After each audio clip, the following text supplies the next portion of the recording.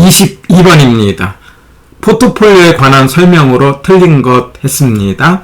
우리가 22번 문제는 투자 파트 가운데 포트폴리오 이론에 관련된 문제인데 상대적으로 내용이 편한 문제이기 때문에 몇 개의 중요한 용어를 딱 정리해서 맞히는 문제가 되기를 바랍니다.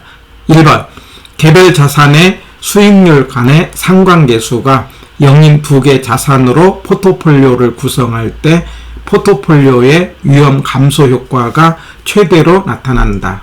자, 1번 지문은 틀렸는데 여기서 핵심 단어가 상관계수죠. 상관계수 그러면 유사성입니다.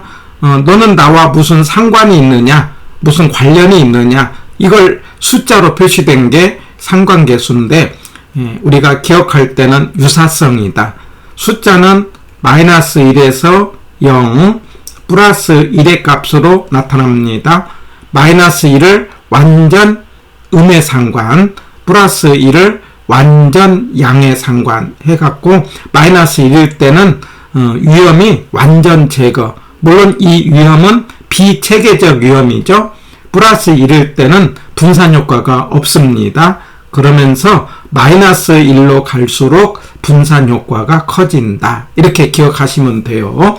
여기서 항상 개론에서 마이너스는 반대 방향, 플러스는 같은 방향 이렇게 풀고, 그래서 1번은요. 포트폴리오의 위험 감소 효과가 최대로 되려면은 0이 아니라 마이너스 1이어야 되는 거죠. 그래서 1번은 틀렸고, 틀린 것을 물었기 때문에 정답은 1번이 되겠습니다.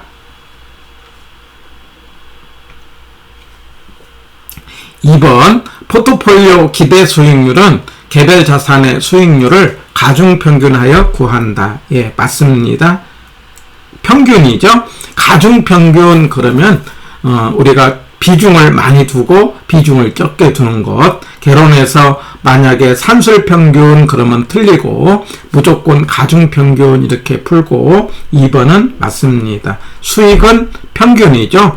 위험은 분산 내지는 표준편차인데 표준편차라는 값을 제곱을 하면은 분산이 되는 거예요. 그래서 평균은 클수록 그 다음에 위험에 해당되는 분산이라든가 표준편차는 작을수록 바람직하다. 그리고 평균과 분산은 비례관계다. 이렇게 기억하시고 2번은 맞는 것. 3번, 동일한 자산들로 포트폴리오를 구성하여도 투자 비중에 따라 포트폴리오의 수익률과 분산은 다를 수 있다. 예, 우리가 곱해서 더할 때 비중이 많으냐 적으냐에 따라서 계산을 하면 결과값이 다르게 나올 수 있습니다. 3번은 맞는 것. 4번, 무차별 곡선은 투자자에게 동일한 효용을 주는 수익과 위험의 조합을 나타낸 곡선이다. 맞습니다. 무차별 곡선 그러면 차별이 없는 곡선이다. 이런 말이고 우리 경제학에서 선택에 관련된 용어예요. 받아들이고 그 차별이 무슨 차별이냐? 효용이에요. 효용이라는 건 만족입니다. 그런데 투자에 대한 만족은 수익과 위험의 조합으로 나타내는 거죠. 수익은 클수록 위험은 작을수록 그럴 때 그 만족이 같은 선을 연결하는 것을 무차별 곡선이라고 하고 대개 그림으로는 아래로 볼록한다 이렇게 표현을 많이 해요. 예, 그러면서 4번은 맞는 것. 5번, 최적의 포트폴리오 선정은 투자자의 위험에 대한 태도에 따라 달라질 수 있다. 맞습니다. 위험의 태도가 우리가 지난 강좌에서 회선 중 이렇게 하자고 했어요. 회피형, 선호형, 중립형. 회피형을 혐오형이라고도 하고 보수적, 선호형을 공격적이라고도 하고 추구형이라고 하는데 위험과 수익은 비례인데 그 비례라는 사실을 수익이 많은 만큼 위험도 크다는 것을 알고 간다 그러면 선호형, 공격적. 그런데 위험은 고려하지 않고 수익만으로 투자를 결정하는 것을 위험 중립형 이렇게 하자고 그랬어요. 그럴 때 일반적으로는 공격적이냐 보수적이냐에 따라서 포트폴리오 선정이 달라진다. 대개 포트폴리오가 자, 이런 식의 결합이 되는데 위에 A쪽에 있는 것, 밑에 B에 있는 것은 위에 있는 물건을 선택할 때는 공격적, 수익도 많고 위험도 많은 조합을 선정하는 거죠. B는 아래에 있는 건데 수익도 낮고 위험도 낮은 조합을 선정하는 것을 보수적 이렇게 기억하시고 5번이 맞는 말이 되겠습니다. 자, 지문 연습을 통해서 한번 지금까지 했던 말들을 정리를 해봅시다. 1번 변이계수는 위험당 기대 수익률로 변이계수가 낮을수록 위험이 낮다. 변이계수는요, 기대 수익률 당 위험도 공식은요, 제가 변표기 하자고 해서 위에가 표준편차, 밑에가 기대 수익률이에요. 그래서 항상 위에부터 해갖고 변표기 이렇게 기억하고 이걸 당이라는 말을 쓸 때는 기대 수익률 당 위험도, 그러니까 위험이라는 말하고 수익률을 바꿔놔야 돼요. 1번은 틀렸습니다. 이 변이계수 꼭 알아야 됩니다.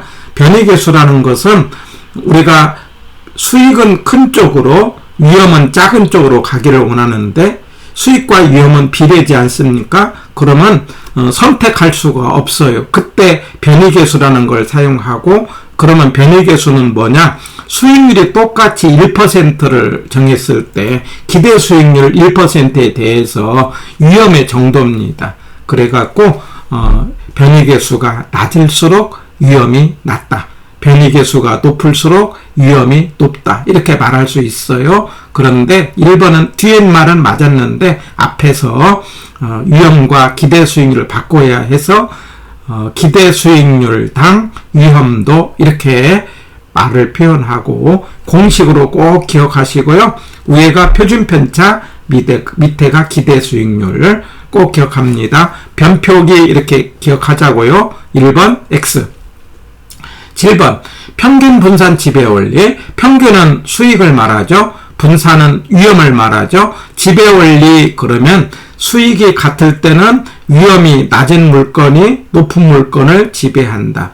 위험이 같을 때는 수익이 높은 물건이 낮은 물건을 지배한다. 이런 개념을 지배 원리라고 하는데 우리가 이게 선택이 안 될 때 그때 활용하는 것이 변이계수를 활용할 수 있다. 맞습니다. 상대적 개념이죠.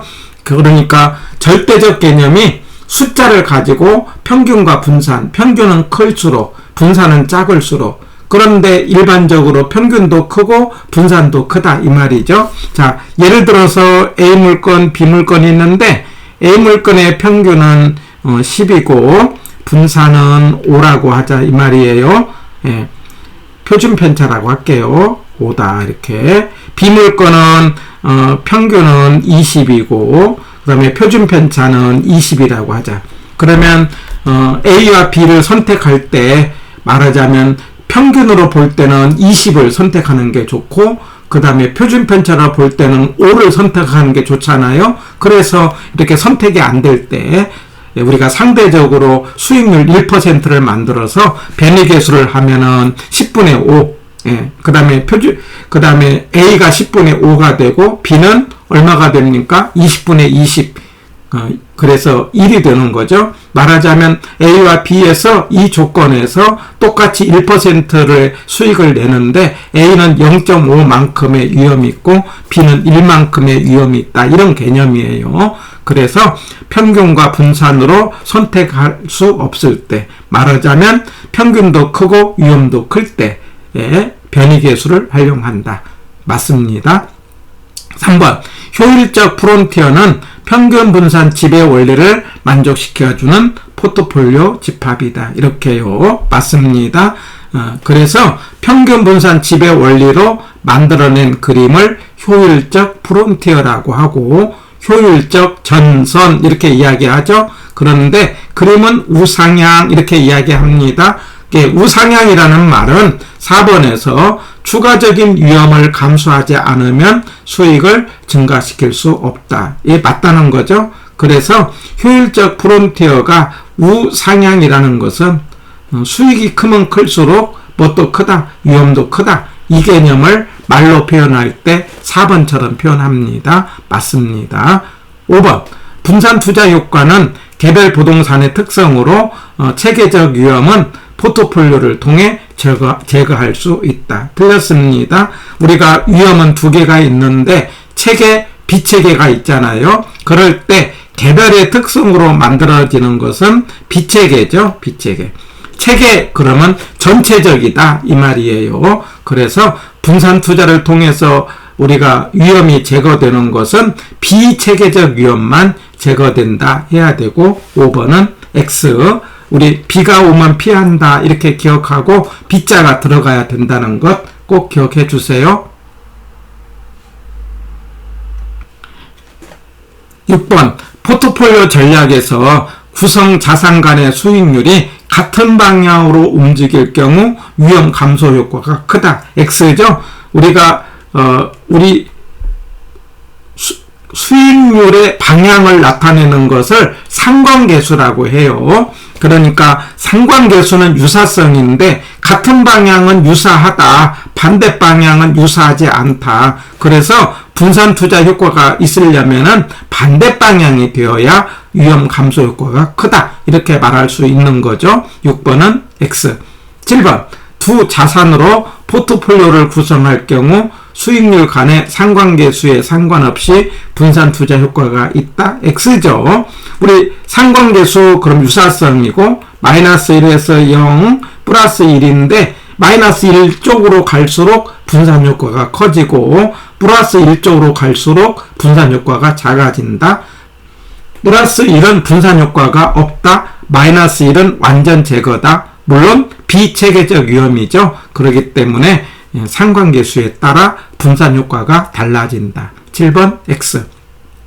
8번 투자자가 위험을 회피할수록 무차별 곡선의 기울기는 완만해진다. X. 투자자의 만족을 나타내는 게 무차별 곡선이고 무차별 곡선은 아래로 볼록한다 하면서 기울기가 보수적일수록 급하다. 위험을 회피한다 이 말은 보수적 이렇게 기억하시고요. 우리 보수적 그러면은요 모든 말들이 높게라고 하자고 그랬죠.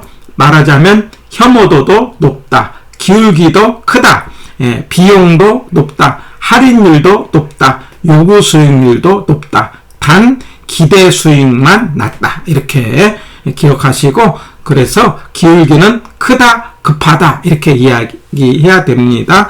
다시요. 보수적일수록 다 높게 혐오도 높다, 비용 높다, 기울기 높다, 할인율 높다, 요구 수익률 높다. 그러나 기대 수익만 낮다. 이거 앞에 기본 강좌에 정리가 되어 있으니 꼭 한 번 더 확인해 보시기 바라고 8번은 X. 9번 최적의 포트폴리오는 투자자의 무차별 곡선과 효율적 프론티어 접점에서 선택된다. 맞습니다. 10번 부동산은 부동성이라는 특성이 있어 포트폴리오 구성이 어렵다가 아니고 용이하다 해야 됩니다. 우리가 부동성이라는 것은 움직이지 않는다는 것이고 움직이지 않는다는 것은 물건과 물건의 관련성을 낮게 만들죠. 관련성이 낮다는 것은 상관계수를 낮게 하기 때문에 부동산은 용도별로 지역별로 포트폴리오 구성이 용이하다, 어렵다 하지 말고 용이하다 해갖고 10번은 X입니다. 해서 우리는 포트폴리오 이론에 관련된 내용을 정리를 했습니다.